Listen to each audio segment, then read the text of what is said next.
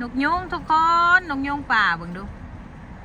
หนาววะฝนตก20,000เลย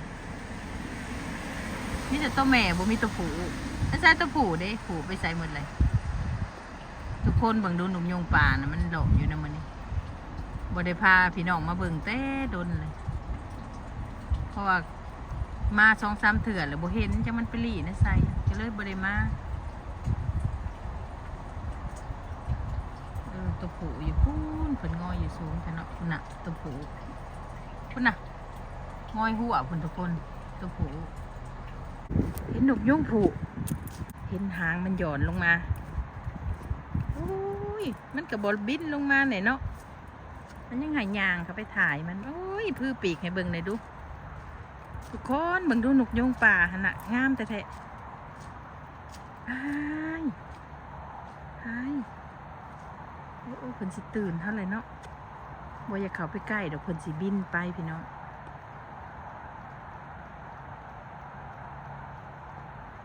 นกยุงป่าได้ในทุกคนเบิ่งดูตัวบักใหญ่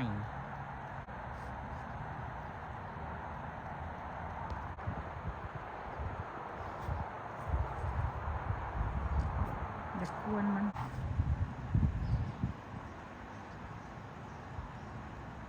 เบิ่งไหมขี่รถมาแต่ตลาดมันไม่เห็นนกยุงบ่ได้ไปไสพี่น้องนี่เห็นมันพื้ปีกงามงามก็เลยอยากให้พี่น้องได้เห็นนำ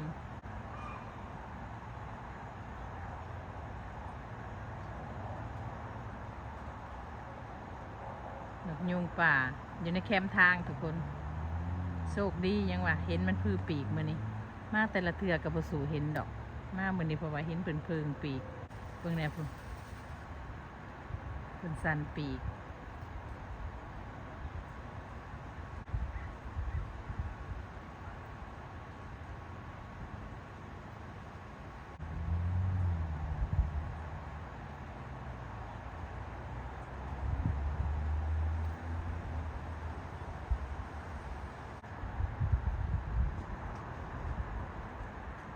เข้า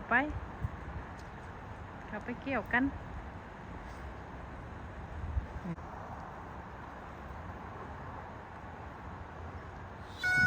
คุณน่ะพี่น้องหายคุณน่ะเป็นเกี่ยวตัวแม่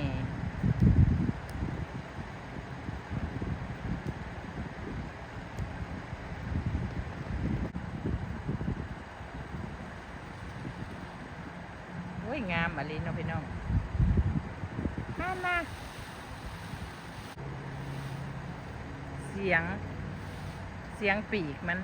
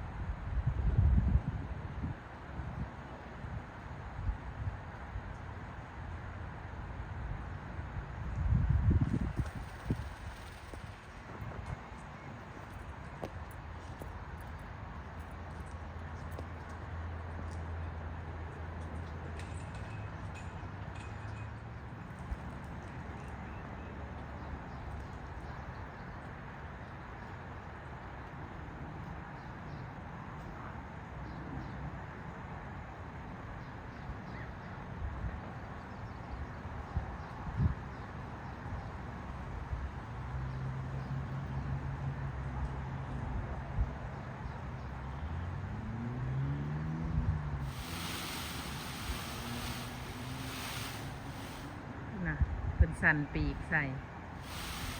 น่ะ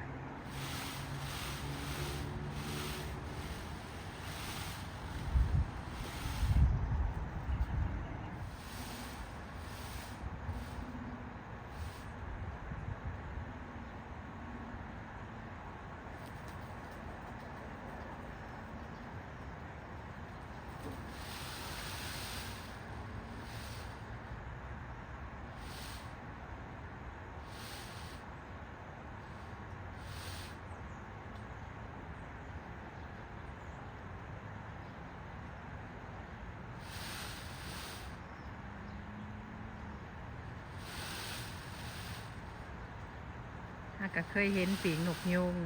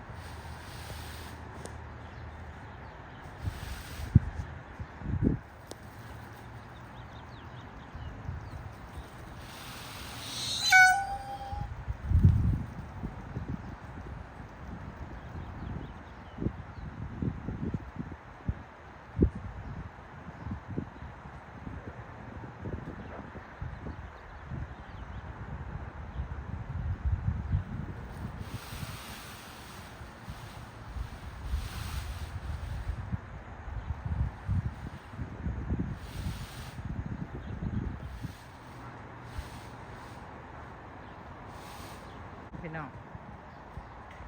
มันจะได้ซ้ำอยู่บ่วันนี้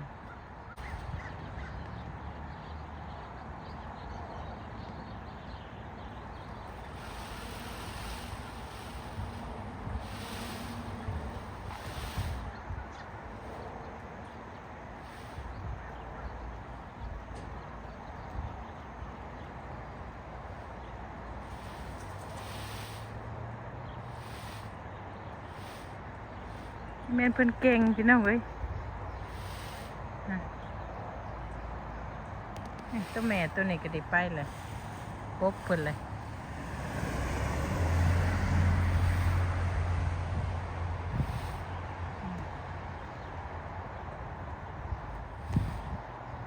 คุณน่ะเพิ่นเกี่ยวเป็นตาหักพี่น้อง